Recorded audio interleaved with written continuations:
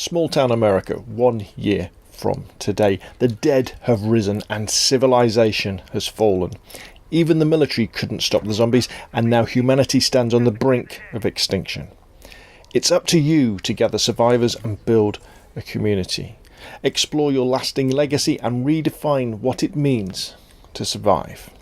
That's the publisher's description of State of Decay 2, but it hardly scratches the surface of what type of game this is. In fact, this game is so different that you've got to play it to really understand, but I'm going to try and explain what I think State of Decay 2 is all about and give you my first impressions of this game.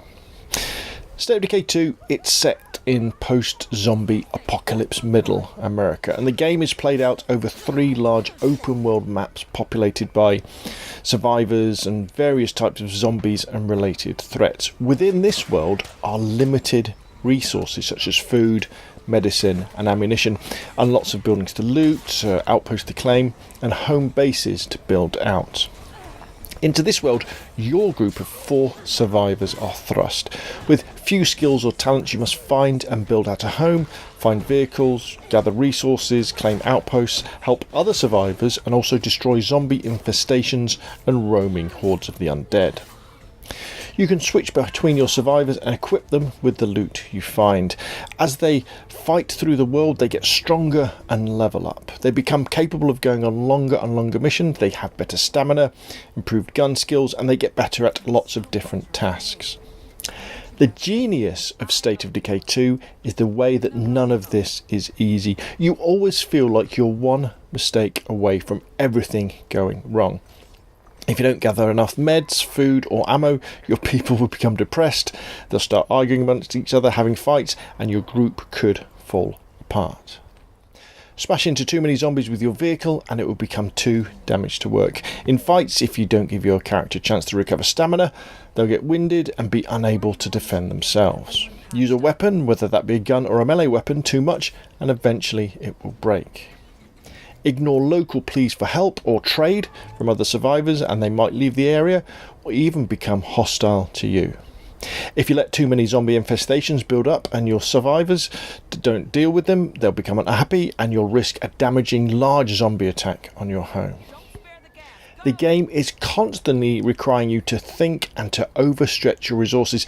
You have to make hard decisions about who you're going to help, how you're going to upgrade your home, which outposts you're going to claim, where you're going to go, how far, who you're going to trade with, who you're going to let join your group, who you need to get into your group, and when it's time to build to a bigger, potentially more productive home, where that's going to be and what sort of facilities you're going to put into it.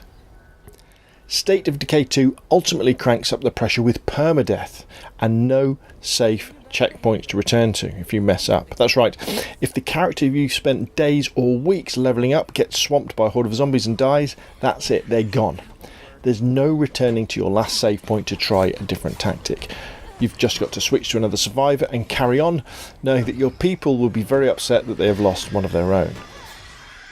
Don't get me wrong though, the game does quick save as you progress, so you can switch your console off, but you can never go back to an earlier state. And believe me when I say this game can be hard, very hard. The zombie apocalypse is not a pleasant place to be. All of this could lead to a very annoying game if it wasn't as well balanced as it is. Sure, State of Decay 2 is frustrating, but there's always a way forward. There's always something else to do, some help to call on, even if you're not sure what decision to make. A zombie apocalypse simulator should be difficult, and this resource management survival shooter is tough, but it is ever so much fun to play, with real seat of your pants nerves as you risk your survivors on dangerous zombie infested missions, and you've got to make hard decisions about where to go, what to do and who to help. State of Decay 2 is at the same time an action shooter, an RPG, an RTS, a RTT, a resource management sim, a relationship management sim. It's a building game and an adventure game all rolled into one. My first impressions of this game is that it is brilliant and addictive. When you're playing the game, you'll feel the rush of adrenaline as you get your survivors into tricky situations, and when you're not playing it, you'll be thinking about what strategies and tactics you'll be using when you log in again. State of Decay 2, a very, very good game, and I'm looking forward to playing it much more over the next few weeks. You can buy it now for a very reasonable price.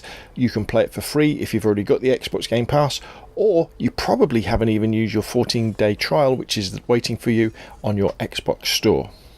Anyway, that's enough from me. Thanks for watching. Put your questions and comments down below, and I will see you again soon.